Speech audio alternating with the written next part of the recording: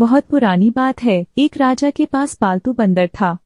राजा उस बंदर पर बहुत विश्वास करता था क्योंकि वह बंदर राजा का भक्त था।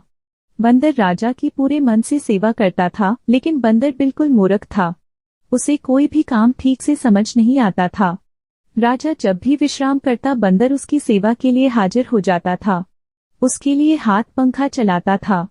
एक दिन की बात है, जब राजा सो रहा था और बंदर उसके लिए पंखा झल रहा था, तभी एक मक्खी भिन भिनाते हुए राज के ऊपर आकर बैठ जाती है।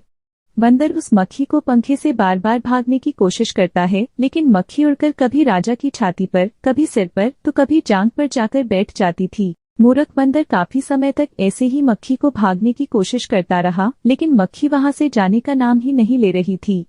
यह देखकर बंदर को क्रोध आ जाता है और वह पंखा छोड़कर तलवार निकाल लेता है। जब मक्खी राजा के माथे पर बैठती है, तो बंदर तलवार लेकर राजा की छाती पर चढ़ जाता है। यह देखकर राजा काफी डर जाता है। फिर मक्खी माथे से उड़ जाती है, तो बंदर उसे मारने के लिए हवा में तलवार चलता है। इसके बाद मक्खी राजा के सिर पर जाकर बैठ जाती है, तो बंदर की तलवार से राजा के बाल कट जाते हैं, और जब मूंछ पर बैठती है तो मूंछ कट जाती है। यह देख राजा कमरे से जान बचाकर भागता है और बंदर तलवार लेकर उसके पीछे भागता है। इससे पूरे महल में उथल पुथल मच जाती है। कहानी से सीख। इस कहानी से यह सीख मिलती है कि किसी मूर्ख को ऐसा काम न सौंपे जो बाद में आपके लिए ही खतरा उत्पन्न कर दे।